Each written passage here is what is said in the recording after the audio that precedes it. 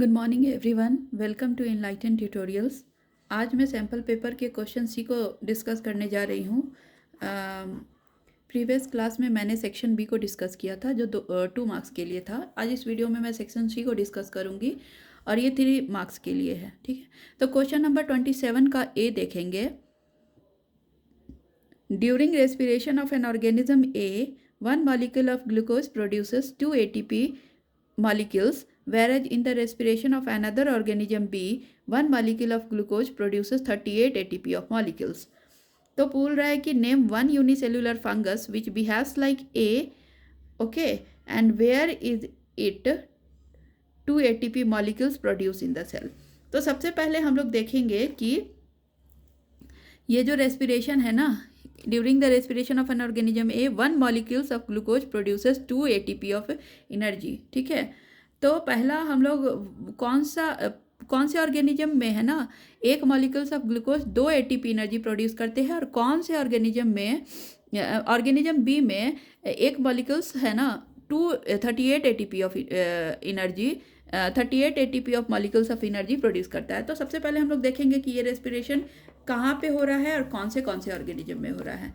तो देखो, इसके लिए मैंने आपको पहले से बता के रखा है कि रेस्पिरेशन दो तरह, सेलुलर रेस्पिरेशन जो है ना, उसमें जो भी ग्लूकोज हमारे बॉडी में एब्जॉर्ब होता है ना ड्यूरिंग डाइजेशन, तो वो एब्जॉर्ब जो ग्लूकोज है वो सेल में जाता है सेल में जाता है। ठीक है, और वो सेल में ग्लूकोज जा चुका है ड्यूरिंग एब्जॉर्प्शन ऑफ फूड। ठीक है, और ग्लूकोज हमारे सेल में ऑलरेडी प्रेजेंट है। अगर ऑक्सीजन मिलेगा तो ग्लूकोज जो है ना ऑक्सीजन से कंबाइन करके बनाएगा, हमें देगा carbon dioxide plus water plus 38 ATP of energy. आप इस रिएक्शन को यहाँ से देख सकते हैं। ग्लूकोज जो है ना वो कंबाइन करेगा ऑक्सीजन से, बनेगा carbon dioxide plus water plus 38 ATP of energy.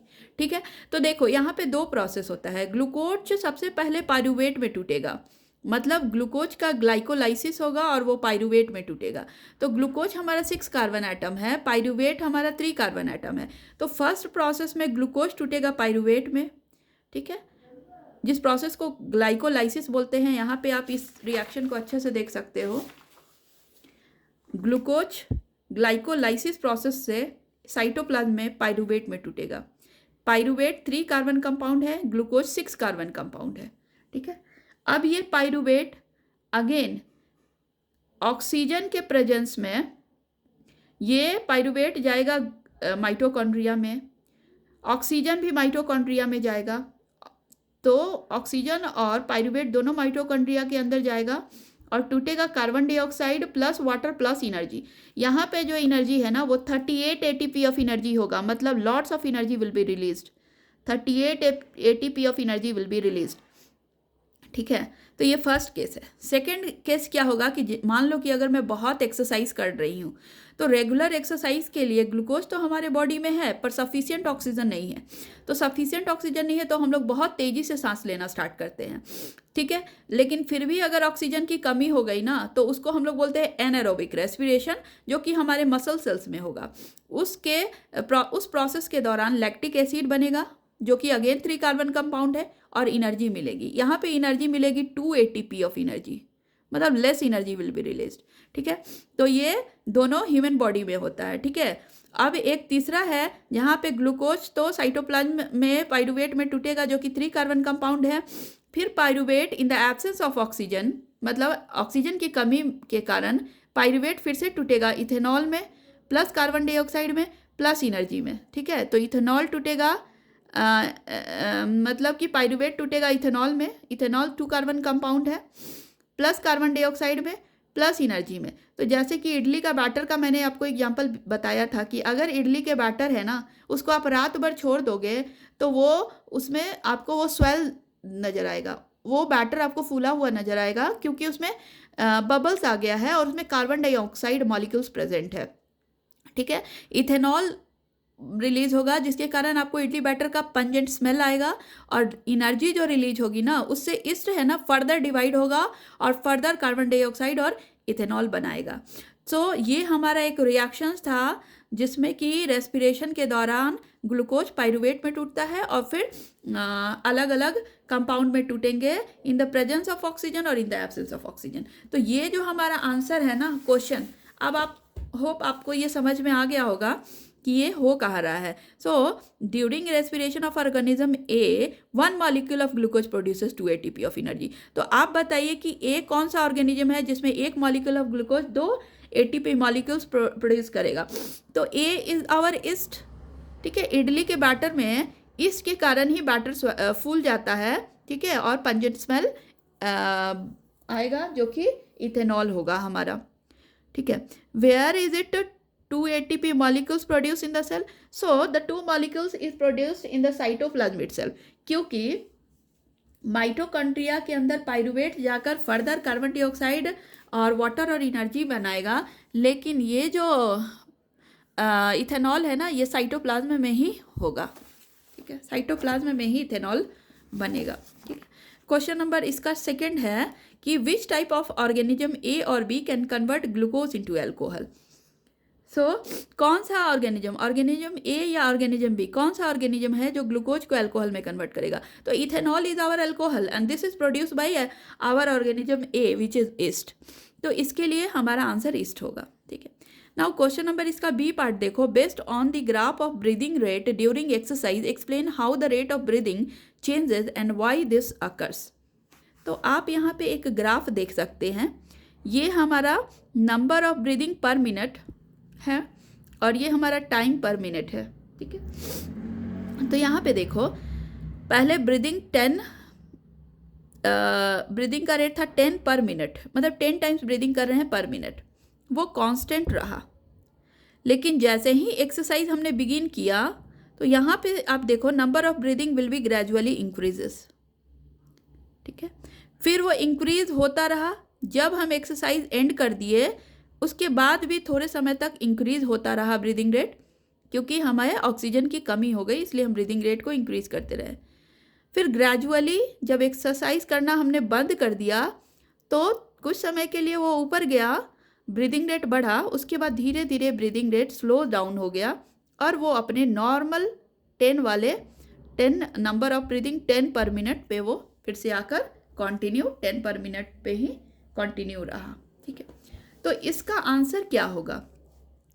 So based on the graph of breathing rate during exercise explain how the rate of breathing changes and why this occurs. तो यहाँ पे इसका answer आप देख लो,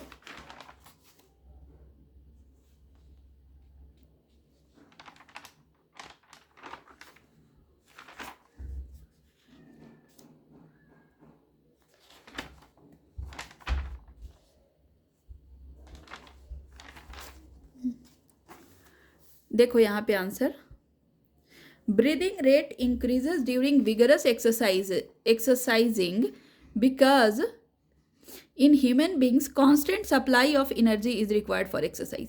exercise के लिए भी आपको एनर्जी की जरूरत पड़ती है और constant energy is required for this. The energy is obtained in the form of ATP, ATP की फॉर्म में एनर्जी मिलेगा थ्रू ऑक्सीडेशन ऑफ ग्लूकोज। तो ग्लूकोज प्लस ऑक्सीजन आपको एनर्जी मिलेगा एटीपी के फॉर्म में, ठीक है। हर सेल में यही होता है, हर एक सेल में एटीपी मिलेगा, ठीक है। और ग्लूकोज है ना ऑक्सीजन से कंबाइन करके 38 एटीपी ऑफ एनर्जी बनाएंगे। लेकिन oxygen is obtained from breathing, breathing से ही ऑक्सीजन मिलेगा, आपको ऑक्सीजन का कोई दूसरा सोर्स नहीं है। आप ब्रीदिंग करोगे तो ऑक्सीजन मिलेगा। During vigorous exercise more ATP is required for cellular respiration. आप अगर एक्सरसाइज कर रहे हो तो आपको एटीपी की ज़्यादा ज़रूरत होगी, क्योंकि आप ज़्यादा एक्सरसाइज कर रहे हो ना, तो more ATP is required for cellular respiration. Hence the rate of breathing, hence the breathing rate increases during vigorous exercise while the breathing rate become.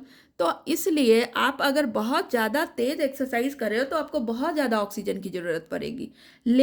तो आप बहुत ज़्यादा ऑक्सीजन की रेट पर मतलब बहुत ज़्यादा ऑक्सीजन की डिमांड बढ़ेगी, इसलिए आप ऑक्सीजन के डिमांड को फुलफिल करने के लिए ब्रीदिंग को भी इंक्रीज़ करोगे, क्योंकि ग्लूकोज तो आपके पास है ही। तो ब्रीदिंग के लिए एनर्जी को, ज़्यादा एनर्जी आपको चाहिए होगा, क्योंकि आप ज़्यादा एक्सरसाइज कर रहे हो तो ज़्यादा ऑक्सीजन की डिमांड बढ़ेगी, तो आप ज़्यादा ब्रीदिंग रेट इंक्रीज करोगे, ठीक है। लेकिन what happen, but while the breathing rate becomes normal the exercise by the when the exercise ends, the breathing rate will become normal. ठीक है. So while the breathing rate becomes normal as the exercise ends. ठीक है. Now question number इसका और part देखेंगे कि based on the graph of breathing rate during exercise explain how the rate of breathing changes and why this occurs. तो based on the graph of the breathing rate, ये तो part हमने discuss कर दिया है. अब आप ये पार्ट देखो. Look at the diagram of the human kidney. ठीक है. Label A B C D in the given diagram and explain how its structure helps in maintaining homeostasis. Homeostasis में कैसे ये हेल्प करता है स्ट्रक्चर. देखो यहाँ पे हमारा ये किडनी है, दो पिन सेपरेट स्ट्रक्चर किडनी है. ये जो ट्यूब देख रहा है इसको यूरेटर बोलते हैं. ये जो यहाँ बल्जिंग स्ट्रक्चर है इसको यूरिनरी ब्लैडर बोलते हैं. इसी ब्लैडर में हमारा यूरिन जो है ना यहाँ से आकर स्टोर होता है और ये पूरा भर जाएगा तो हमें अर्ज आती है वॉशरूम जाने के लिए. ठीक है. और ये यूरेथ्रा है जिससे यूरिन बाहर निकलेगा. ठीक है. तो आप देखो the kidneys helps in maintaining homeostasis in several ways. सबसे पहले क्या करता है किडनी होम्योस्टेसिस को मेंटेन करने के लिए? Filtering blood, filter waste products from the blood and excrete them in urine. ठीक है. तो जो भी ब्लड में वेस्ट है उसको वो फिल्टर करेगा और फिल्टर करने के बाद उसको बाहर निकालेगा शरीर से. कैसे बाहर निकालेगा? In the form of urine. तो first work of the kidney is to filter the waste from the blood and excrete them in the urine. ठीक है. नेक्स्ट है regulating the fluid balance. Regulating fluid balance. The kidneys reabsorb water when fluid levels are low and reduce water reabsorption when fluid level are high. तो kidney क्या करता है ना कि water को एब्जॉर्ब करेगा. ठीक है. व्हेन फ्लूइड लेवल्स आर लो. आप अगर सपोज आप पानी आज कम पिए हो, ठीक है, आपके शरीर में वाटर की कमी है, तो कॉन्सेंट्रेटेड फॉर्म में यूरिन बाहर निकलेगा, मतलब कम पानी निकलेगा यूरिन के साथ. तो वही यहाँ लिखा है कि the kidneys reabsorb water when fluid levels are low. मतलब किडनी है ना रीअब्जॉर्ब कर लेगा वाटर को. ठीक है. रीअब्जॉर्प्शन हो जाएगा वाटर का और वो कंसनट्रेटेड फॉर्म में यूरिन को बाहर निकालेगा. ठीक है. And reduce water reabsorption when fluid level are high. अगर मान लो फ्लूइड लेवल हाई है, मतलब आपके शरीर में पानी बहुत है, आप बहुत पानी पिए हो, तो वो रीअब्जॉर्प्शन को कम कर देगा क्योंकि वो मेंटेन करता है बैलेंस को. होम्योस्टेसिस बोलते हैं उसको. ठीक है. तो वो उस समय रीअब्जॉर्प्शन ऑफ वाटर को क्या करता है? कम करता है और डाइल्यूट फॉर्म ऑफ यूरिन बाहर निकलेगा. ठीक है. ठीक है. अब एक और चीज़ है reabsorbing nutrients. The kidney reabsorb nutrients from the blood and transport them throughout the body. Kidney का क्या काम है कि जो न्यूट्रिएंट्स आपके ब्लड में है ना उसको वो एब्जॉर्ब करता है, रीअब्जॉर्ब करता है. तो kidney reabsorb nutrients from the blood. ठीक है. ब्लड से रीअब्जॉर्ब करेगा न्यूट्रिएंट्स और transport them through the body. Body में उसको ट्रांसपोर्ट करेगा. ठीक है. तो जैसे कि आपके शरीर में एक्स्ट्रा सॉल्ट है, आयंस है, ग्लूकोज है, एमिनो एसिड्स है, अगर वो चले गए हैं यूरिन में तो किडनी का काम है कि उसको रीअब्जॉर्ब करके फिर से वापस से ब्लड में भेजना और पूरे बॉडी में उसको ट्रांसपोर्ट करना. ठीक है. नेक्स्ट क्वेश्चन है हमारा कि देखो 28 क्वेश्चन में बोल रहा है कि ए एक हमारा एलिमेंट है प्लस बी प्लस सी एक कंपाउंड है. तो ए एलिमेंट सी से कंबाइन करके ए सी एक कंपाउंड बनेगा और बी एलिमेंट रिलीज होगा. तो इस तरह के रिएक्शन को हम लोग बोलते हैं डिस्प्लेसमेंट रिएक्शन. ए प्लस बी सी जो है ना वो ए सी एक कंपाउंड बनाएगा और बी एलिमेंट को बाहर निकालेगा. इसको हम बोलते हैं डिस्प्लेसमेंट रिएक्शन. सेकेंड केस में A B plus C D equals to, यहाँ पे देखो ये एक रिएक्टेंट था A B plus C D, तो प्रोडक्ट क्या बनेगा? A C plus B D. तो इसको हम लोग बोलते हैं डबल डिस्प्लेसमेंट रिएक्शन. यहाँ पे ए जो है ना सी से कंबाइन कर गया और यहाँ बी डी से कंबाइन कर गया, तो इसको बोलेंगे डबल डिस्प्लेसमेंट रिएक्शन. तो इन्होंने जो पूछा है कि identify the type of reaction mentioned in A and B, तो फर्स्ट केस में डिस्प्लेसमेंट रिएक्शन होगा, सेकेंड केस में डबल डिस्प्लेसमेंट रिएक्शन होगा. ठीक है. नाउ इसका बी पार्ट देखेंगे. Give one example for each type in the form of a balanced chemical equation.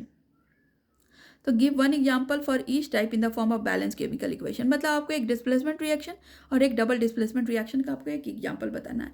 तो देखो आयरन नेल को जब आप कॉपर सल्फेट के सॉल्यूशन में डालोगे ना, तो iron is more reactive than copper, so it will react with sulphate to form iron sulphate और कॉपर को वो डिस्प्लेस कर देगा. इसलिए इस रिएक्शन को हम लोग डिस्प्लेसमेंट रिएक्शन कहते हैं. ठीक है. And this reaction is already balanced. See now FeSO4 पर प्लस BaCl2, मतलब iron sulphate plus barium chloride. तो यहाँ से बेरियम जो है ना सल्फेट से कंबाइन करके वाइट प्रेसिपिटेट बनेगा, जो कि आपको जानने की ज़रूरत नहीं है, पर अगर आप जानते हो तो अच्छी बात है। तो बेरियम सल्फेट बनाएगा प्लस आयरन क्लोराइड बनेगा, ठीक है। तो ये एक डबल डिस्प्लेसमेंट का एग्जाम्पल था। नाउ क्वेश्चन नंबर 28 के बाद 29 देखेंगे। See here, illustrate the formation of sodium oxide by using electron dot structure. तो आपको सोडियम ऑक्साइड को इलेक्ट्रॉन डॉट स्ट्रक्चर से बनाना है। तो सबसे पहले देखो formation of sodium oxide bye electron dot structure. देखो Na है ना सोडियम, उसके वैलेंस शेल में एक इलेक्ट्रॉन्स होता है, मतलब उसके वैलेंस इलेक्ट्रॉन्स एक होते हैं। Na के अगेन एक वैलेंस इलेक्ट्रॉन्स होते हैं। अगर और ऑक्सीजन के हमें पता है कि 6 वैलेंस इलेक्ट्रॉन्स होते हैं, 2 यहाँ, 2 यहाँ और 2 यहाँ। अगर ये इलेक्ट्रॉन सोडियम अपना दे देगा ऑक्सीजन को, तो ये अपना ऑक्टेट पूरा कर लेगा। तो ये एक इलेक्ट्रॉन यहाँ पे यहाँ से यहाँ डिस्प्लेस हो गया, ये यहाँ आ गया, तो इस पर प्लस चार्ज आ जाएगा। अगेन ये जो प्लस साइन है वो यहाँ से यहाँ आ गया, तो इस पर भी अगेन प्लस चार्ज आ जाएगा। और ये ऑक्सीजन 2 इलेक्ट्रॉन्स ले लिया है Na से, तो इस पर -2 चार्ज आ जाएगा। इसी को बोलते हैं हम लोग formation of Na2O by electron dot structure. Now question number इसका बी पार्ट है, name the ions present in them.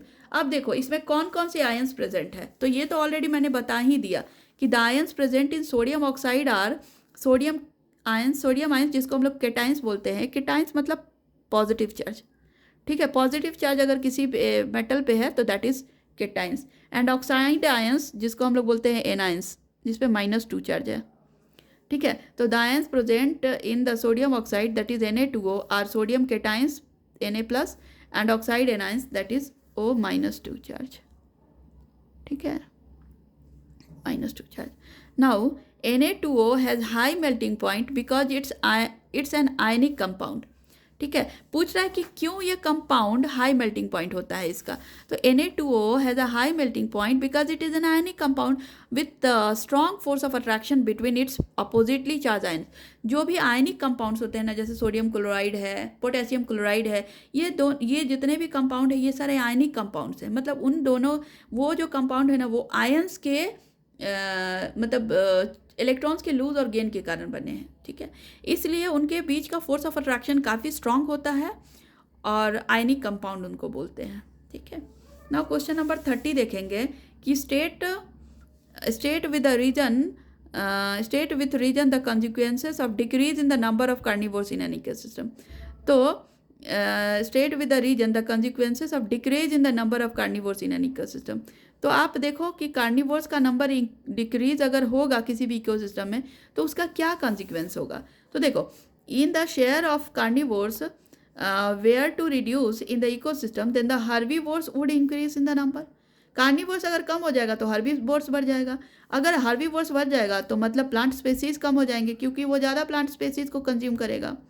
As there would be more herbivores to eat them, ज़्यादा हर्बीवोर्स है तो ज़्यादा प्लांट का कंजम्पशन होगा। And thus it would create, ठीक है, and thus it would create a huge disorder and disturb the balance of the ecosystem.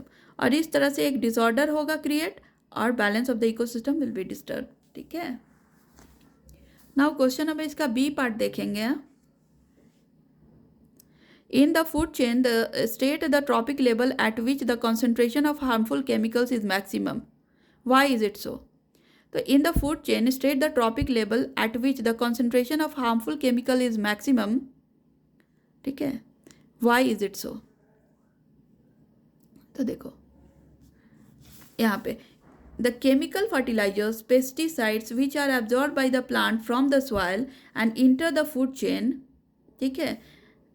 तो जो भी फर्टिलाइजर्स पेस्टिसाइड्स यूज़ किए जाते हैं क्रॉप्स को ग्रो कराने के लिए, ओके ना, तो absorb by the plants from the soil के द्वारा प्लांट से एब्जॉर्ब होंगे और फूड चेन में आएगा।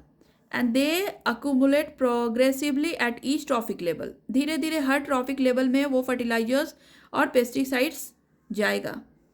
As we know that human occupy the top level of any food chain, that's why the maximum concentration of chemicals is found in our bodies. तो इसलिए हमारे बॉडी में मैक्सिमम कॉन्सेंट्रेशन हो जाएगा किसका, तो उस केमिकल्स का। ठीक है, चलो इसका और पार्ट देखेंगे। How is ozone layer form, ozone layer का कैसे फॉर्मेशन हुआ। तो देखो, the ozone layer is created when ultraviolet light from the sunlight splits oxygen molecules in oxygen atoms.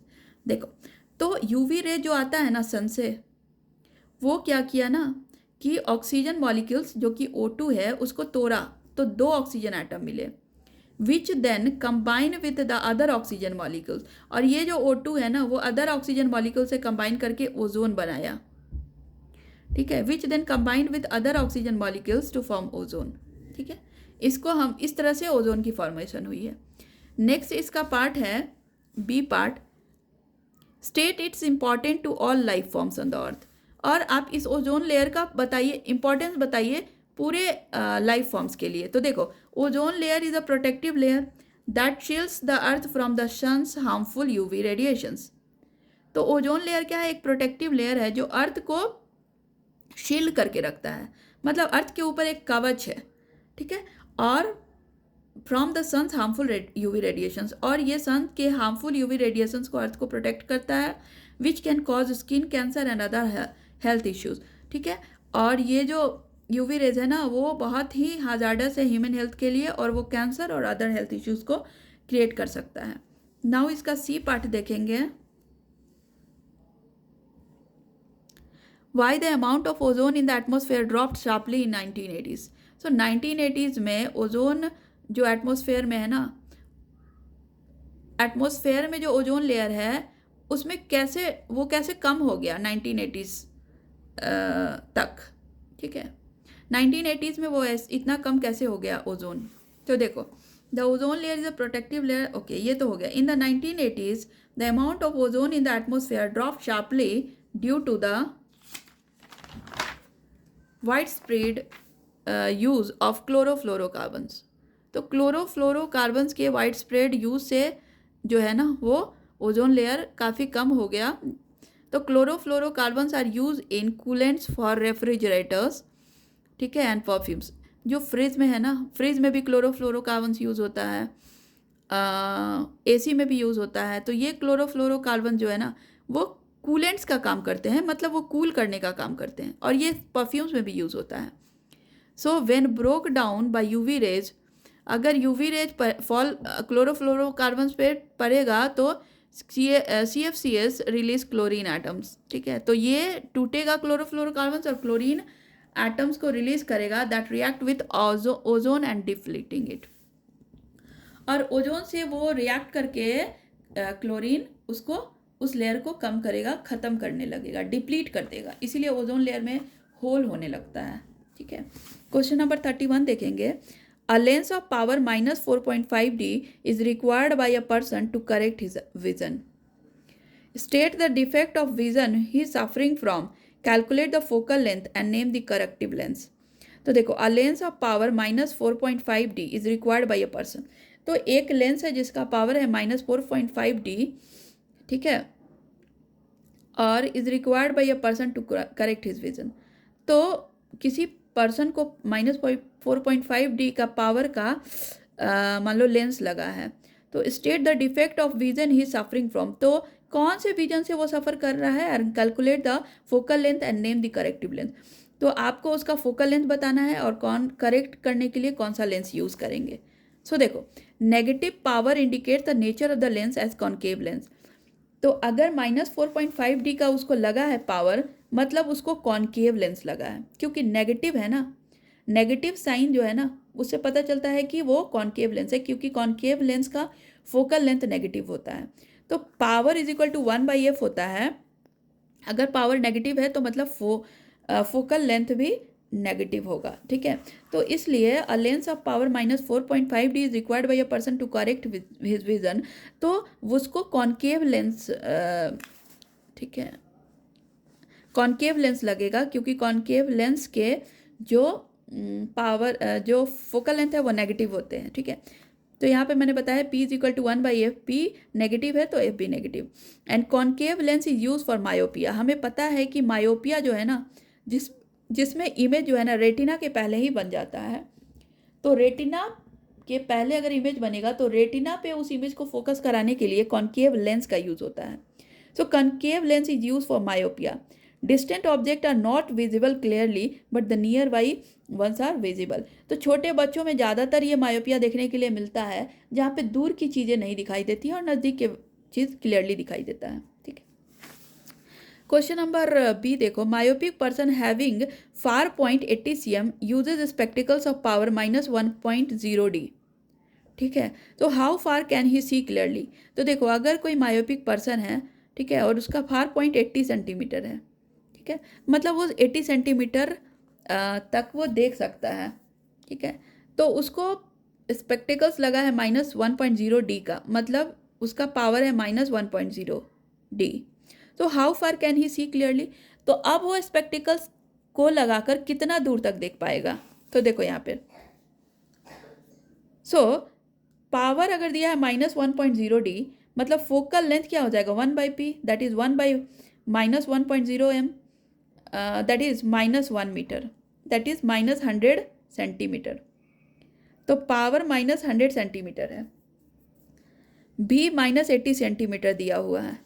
ठीक है, तो v जो है ना, v क्या होता है,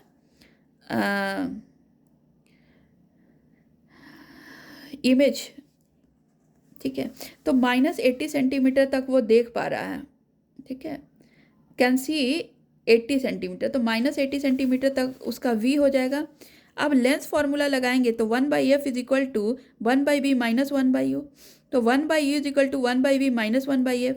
तो आप जब वैल्यू पुट करोगे तो 1/-80 माइनस 1/-100, दैट इज 1/-1/80 प्लस 1/100, तो आपको मिलेगा -1/400, that is u is equal to -400। u क्या होगा हमारा, -400 सेंटीमीटर।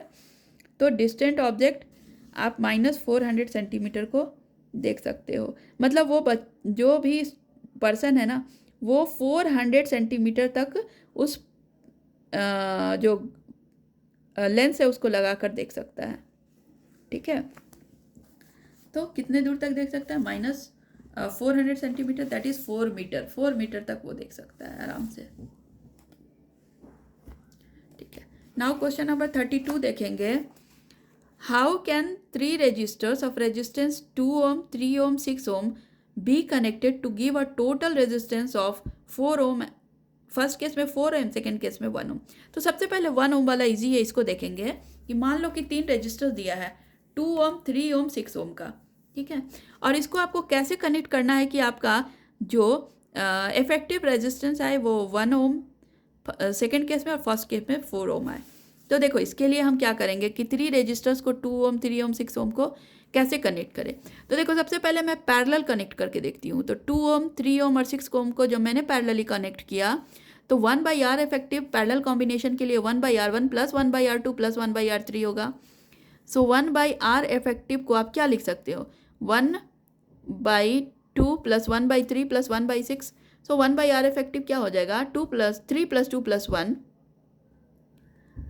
3 + 2 + 1, और एलसीएम हमारा 6 आएगा, और एलसीएम अगर 6 आएगा तो यहाँ पे क्या हो जाएगा, 2 3 जा 6 या 3 3 2 जा 6 यहाँ 2 और 6 1 जा 6 यहाँ 1। तो आपको ओवरऑल 6/6 मिलेगा, दैट इज़ 1 ohm। तो आर इफेक्टिव अगर आप इसको उल्टा करोगे तो 1 ohm ही मिलेगा। तो आप 3 रजिस्टर्स को कैसे अरेंज करोगे, तो फर्स्ट केस में कैन 3 रजिस्टर्स ऑफ इतना इतना connected, how can, so in first case in b part, this part it should be connected parallelly। ठीक है, और देखो फर्स्ट केस में सपोज मैं ये जो 3 रजिस्टर दिया है ना 2 3 और 6, तो मैं 2 को सीरीज में और 3 और 6 को पैरेलल में कंबाइन करके देखती हूँ, या फिर मैं 3 को सीरीज में 2 और 6 को पैरेलली अरेंज करके देखती हूँ। तो फर्स्ट केस का पहले देखेंगे। देखो 1/r effective is equal to 1/3 plus 1/6, parallel का पहले निकालेंगे। सो 1/r इफेक्टिव क्या होगा हमारा, 1/r effective is equal to 6 LCM आ जाएगा 2 + 1, दैट इज 3/6। तो हमें क्या मिलेगा 1/6, 1/2। सो आर इफेक्टिव हमें क्या मिलेगा 2 ohm, आर इफेक्टिव क्या मिलेगा 2 ohm। ठीक है, अब देखो ये तो हमें 2 ohm मिल गया इस पैरेलल कॉम्बिनेशन का। अब मैं आर डैश इफेक्टिव निकालूंगी। देखो यहाँ पे 2 ओम ऑलरेडी हमें मिला है और यहाँ पे 2 ओम है, तो अगर अब मैं सीरीज कॉम्बिनेशन निकालूंगी तो 2 + 2 दैट इज़ 4 ओम हमारा मिलेगा फर्स्ट वाले इमेज के थ्रू। तो 2 को सीरीज में, 3 और 6 को पैरेलली अरेंज करेंगे तो हमें इसका आंसर मिल जाएगा। तो यहाँ पे ही हमारा ये 32 का ये वाला क्वेश्चन सॉल्व हो गया, फर्स्ट वाला 32 क्वेश्चन। अब देखो इसका और पार्ट देखेंगे। If an electric heater rated 800 watt operates 6 hour per day, find the cost of energy required to operate it for 30 days at ₹3 per unit for of consumption. तो देखो एक इलेक्ट्रिक हीटर है जिसका पावर 800 वाट दिया है और वो दिन भर 6 घंटे चल रहा है, ठीक है, 6 आवर पर डे वो चल रहा है, ठीक है। तो आप बताइए कि वो 30 दिन में कितना कंजम्पशन करेगा एनर्जी, और ₹3 अगर पर यूनिट है तो कितने पैसे लगेंगे हमें, ठीक है। तो कॉस्ट ऑफ एनर्जी, पहले आप एनर्जी निकालो, फिर आपको बताना होगा कि कितना प्राइस होगा उस यूनिट का, कितना कॉस्ट होगा। तो let us see, power is equal to 800 watt, time is equal to 6 × 30 hours, तो energy consume is equal to P × T, मतलब power into time. Power 800 watt है, टाइम 6 × 30 है, आवर्स 6 × 30 ये वाट है और ये आवर्स है, वाट आवर्स। तो इसको मल्टीप्लाई करोगे तो मिलेगा 144000 वाट आवर। अब इस वाट आवर को आप किलो वाट आवर में भी चेंज कर सकते हो, 144 किलो वाट आवर करके। तो 144 किलो वाट आवर, जिसको हम लोग 144 यूनिट भी बोलते हैं, ठीक है। तो एक यूनिट का उन्होंने प्राइस ₹3 दे चुके हैं, तो 144 यूनिट का प्राइस क्या हो जाएगा, 144 × 3 दैट इज ₹432, ठीक है। नाउ क्वेश्चन नंबर 33 देखेंगे। How will the magnetic field be affected on reversing the direction of flow of current in the conductor. तो how will the magnetic field be affected on, तो magnetic field कैसे affect होगा जब आप direction of flow of current in a conductor को reverse करोगे। तो reversing the direction of flow of current in the conductor reverses the direction of the magnetic field produce by it, ठीक है। तो जब reversing the direction of flow of current, तो आप जब सपोज यहाँ पे एक मैं मैग्नेट ड्रॉ कर ले रही हूँ, ठीक है, मैग्नेट मैं नहीं ड्रॉ कर रही हूँ, सपोज ये मेरा एक कंडक्टर है, ठीक है। सपोज मैंने एक ऐसे सोलेनॉइड बना दिया, ठीक है, इसको पॉजिटिव और इसको नेगेटिव टर्मिनल से कनेक्ट कर दिया। तो मान लो करंट ऐसे जा रहा है, ठीक है। तो ये हमारा एंटी क्लॉकवाइज है, ठीक है। एंटी क्लॉकवाइज नॉर्थ होता है, पता है हमें। देखो यहाँ पे एंटी क्लॉकवाइज है, आप इस फिंगर को देखो, और यहाँ पे देखो उल्टा करके ये क्लॉकवाइज है। तो एंटी क्लॉकवाइज में करंट एंटी क्लॉकवाइज अगर रहेगा तो मतलब कि नॉर्थ पोल वो बनेगा, क्योंकि हमने पढ़ा है सोलेनॉइड में, हमने ऐसे पढ़ा है ना कि अगर मान लो ऐसे एंटी क्लॉकवाइज है, तो देखो ये एंटी क्लॉकवाइज में नॉर्थ पोल रहता है अंदर, और ये साउथ पोल होता है क्लॉकवाइज के अंदर, ठीक है। यहाँ पे ऐसे फिगर में मैंने पढ़ा है। तो देखो यहाँ नॉर्थ पोल, यहाँ साउथ पोल है, तो करंट यहाँ से यहाँ मैग्नेटिक फील्ड लाइंस ऐसे बनेगा, ठीक है। लेकिन अगर मैं डायरेक्शन को चेंज कर दूँ तो यहाँ से यहाँ करंट फ्लो होने लगेगा, यहाँ से यहाँ, मतलब यहाँ नॉर्थ पोल यहाँ साउथ पोल होगा, ठीक है। तो मैग्नेटिक फील्ड लाइंस अब इस तरफ होगा। तो reverses the direction of flow of current in a conductor, magnetic field will be also reverse. Magnetic field reverses. Reversing the direction of flow of current in the conductor reverses the direction of magnetic field produced by it. क्यों हो गया वो मैंने आपको समझा दिया। Second वाला देखो, increasing the current through the conductor. अगर कंडक्टर से मैं करंट को इंक्रीज कर दूँ, कंडक्टर से अगर मैं करंट को बढ़ा दूँ, ठीक है। अगर मान लो क्या कि पहले 10 एम्पियर का करंट फ्लो हो रहा था, अगर मैं 15 एम्पियर का करंट कर दूंगी, तो increasing the current through the conductor increases the strength of magnetic field. तो मैग्नेटिक फील्ड का भी स्ट्रेंथ बढ़ जाएगा। मतलब क्या कि मैग्नेटिक फील्ड पहले जितना था ना, उसे मैग्नेटिक फील्ड बढ़ जाएगा, इंक्रीज हो जाएगा। So that's all for today. Next part में मैं सेक्शन डी को लेकर आऊँगी। तब तक आप मेरे चैनल पे बने रहिए। मेरे चैनल को लाइक, सब्सक्राइब और शेयर करें, ठीक है, क्योंकि वीडियो बनाने में थोड़ा मेहनत तो लगता है। सो प्लीज़ आप मेरे चैनल को लाइक, सब्सक्राइब और शेयर करें, ठीक है। अगर कुछ क्वेरी हो तो आप कमेंट सेक्शन में कमेंट कर सकते हैं। कुछ सजेशन हो तो आप सजेशन भी दे सकते हैं। Thank you so much.